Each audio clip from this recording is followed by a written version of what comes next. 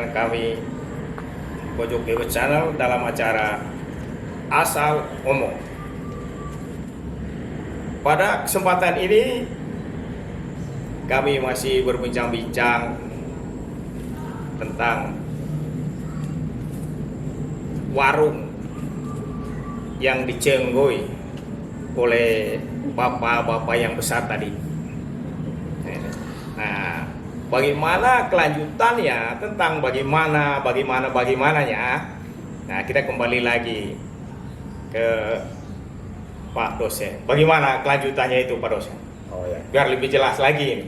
Ya, Ini kan saya ingin tahu sebagai orang Manggarai, saya begitu menggebu-gebu. Makanya sering pulang libur, Bang. Ya, itu Siapa juga tahu sih. nanti pulang libur, pas abang di sana ada orang dari Jakarta, pukul orang di sana ya, abang bisa cerita. Oh, iya. Makanya sering pulang Betul libur juga. Ya. Jadi kelanjutan cerita itu, Bang. Ini kan korban itu sudah lapor ini. Tetapi karena korban lapor, nah ada laporan balik. Siapa yang melaporkan? Yang melapor balik itu adalah menurut cerita yang ada, Bang. Cerita yang beredar di masyarakat, cerita yang beredar di media-media, yang melapor balik itu istri dari pemukul tadi itu. Oh, Bukan istri, pemukul yang besi itu, Bang. Maksudnya orang yang pukul korban tadi itu. oh, istri dari orang besar Istri tadi. dari orang besar tadi itu yang melapor ke polisi karena menurut dia itu mereka merasa mendapat perlakuan yang tidak menyenangkan dari manajemen restoran.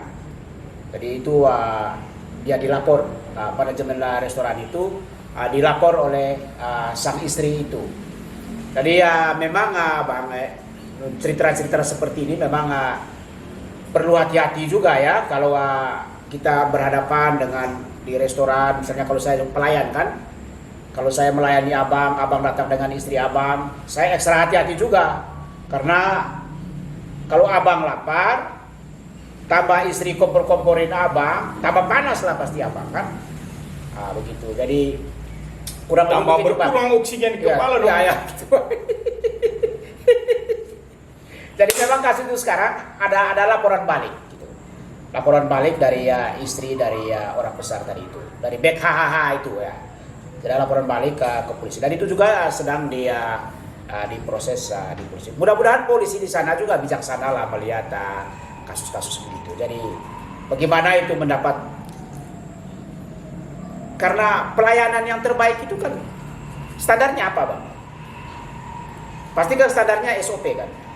Ada Ya, SOP, relatif ada kan, kalau ya. dia di rumah makan itu kan pasti ada SOP-nya kan bagaimana melayani. Jadi pelayanan yang baik itu bukan menurut harapan saya. Nah, kalau menurut harapan saya, kalau ada 1.000 orang cenggo makan di warung itu, berarti ada 1.000 standar. Itu kan kasihan kan para pelayannya juga. Iya, Bang. iya, iya. Itu satu. Lalu kemudian yang kedua, ya bagaimana rasanya ya kita orang dari kota besar pergi makan di kota kecil. Iya, betul. Kan harusnya kan kita sudah terbiasa dengan peradaban kota besar kan.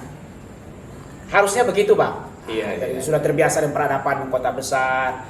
Hal-hal seperti itu sebetulnya biasa itu.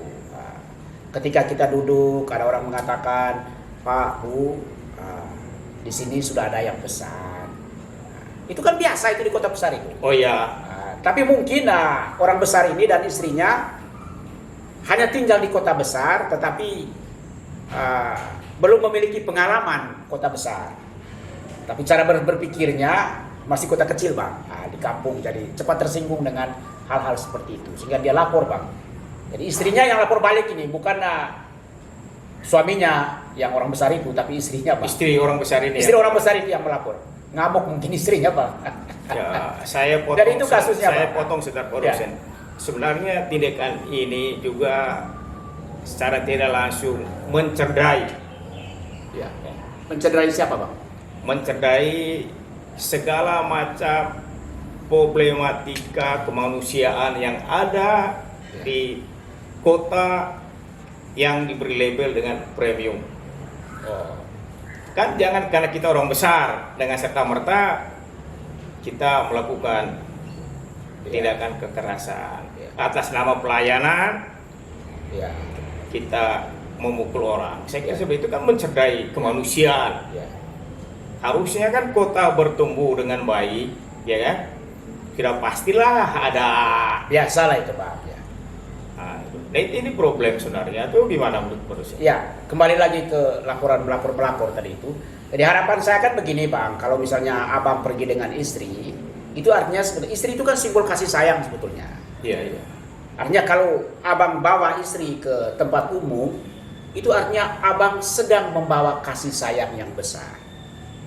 Kasih sayang yang besar itulah yang akan melindungi dan menjaga abang. Harapannya kan begitu. Jadi ya harapannya istri itulah yang punya kasih sayang yang besar, membuat suasana menjadi lebih dingin, tidak melebar kemana-mana dan tidak berkembang terus-menerus. Tetapi apa yang terjadi malah kebalikannya Pak. Dua-duanya kasih sayangnya tidak ada begitu terhadap orang lain. Sehingga hasilnya ya lapor lagi orang-orang di kampung sana. Ya, mungkin tidak cukup kenyang tinggal di Jakarta, dan susahin lagi orang di kampung. Jadi begitu Bang, cerita terakhirnya begitu Bang. Oke, baik. Terima kasih Pak dosen. Teman-teman sekalian, saya hanya ingin mengatakan satu hal. Jika Anda lapar dan cengkok makan di warung, jangan pernah mengajak istri Anda.